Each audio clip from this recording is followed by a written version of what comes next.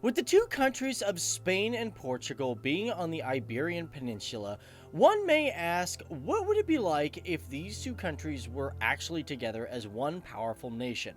Welcome to FTD Facts, guys. My name is Dave Wappel, and today here on the channel we are looking at what it would happen if, Spain and Portugal actually decided to fuse together, becoming one big giant country.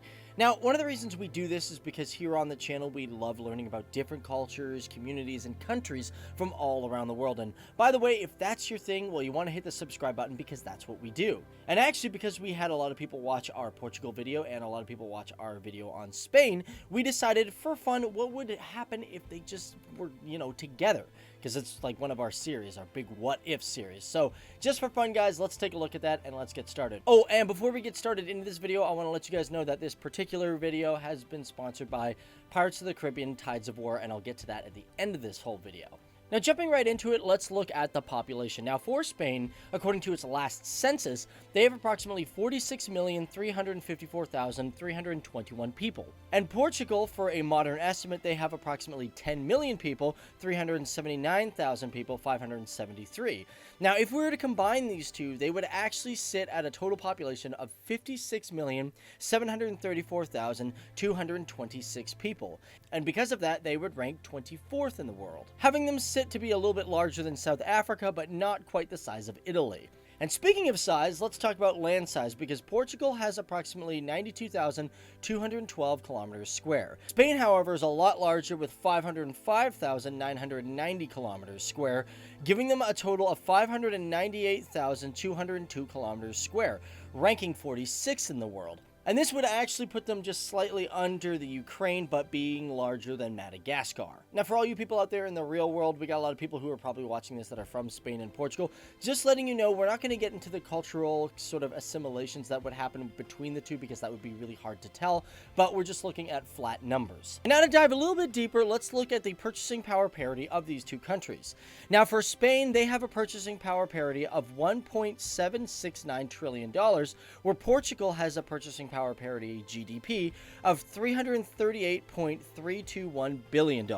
In total, they would have a combined strength of $2.107 trillion, making them rank 14th in the world, which would be a jump up for Spain because they are currently at 16th in the world. And for this, let's take a look at imports and exports. Now, some of these are not going to be absolutely exact, as we use OEC figures from 2016. And keep in mind, guys, there's a lot of exports that go back and forth between the two countries, so we're going to try to put that in there as well. And with that in mind, Portugal exports about $54.7 billion, and Spain exports $275 billion. Combined, without subtracting the exports to one another, their exports would come in at $329.7 billion.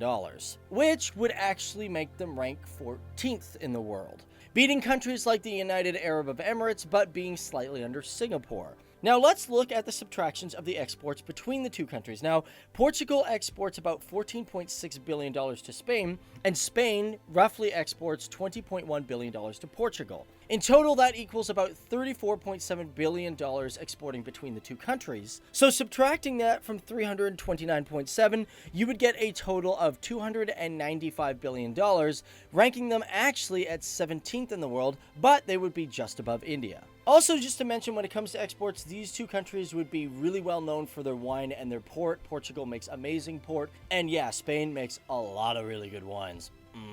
Now let's take a look at a different angle, not really exports and people and all that stuff. Let's take a look at the military of these two nations and see how much they would have as one. Now, if these two countries did theoretically join, they would have a total military personnel of 443,200 people, with an active personnel of 127,600 people, with the rest being in reserves.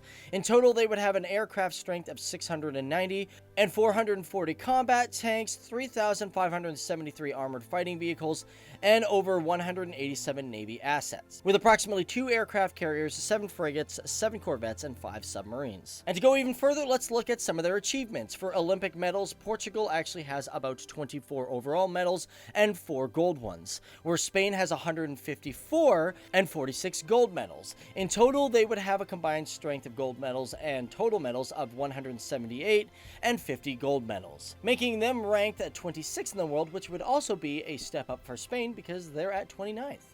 As well, when it comes to intelligence and achievements, let's look at Nobel Prizes. Portugal has about 4 of them, and Spain has about 7.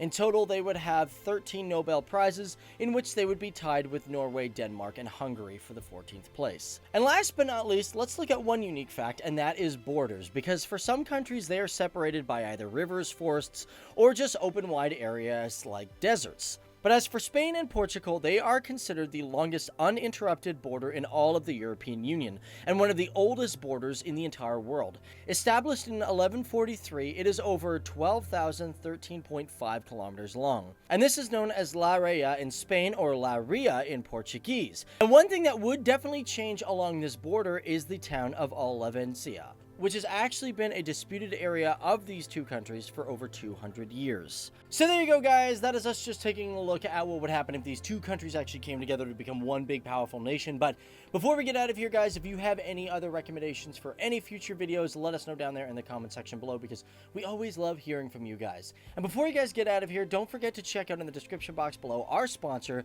and that is Pirates of the Caribbean Tides of War. Now, this is actually a really fun game that I even have on my own phone. I do love playing with it. It's a really cool game. Maybe it's just due to the fact that I'm a huge Captain Jack Sparrow fan and I just love the Pirates of the Caribbean. But it's a really cool sort of game where you can control your pirates, you can gain territories, and dominate the world. So feel free to check it out, guys. It's down there in the description box below. But my name is Dave Wapple, and I will see you guys in the next one. Bye-bye! Oh yeah, guys, and don't forget to hit that subscribe button if you're new here and you like learning about different countries and people. And also, here's some other recommended videos for you guys to check out. If you want to learn more about Spain, boom, we got a video here. And we've also got one on Portugal. And you know what? We've got videos on the other European countries and other countries around the world. So check them out, and we'll see you later. Bye-bye.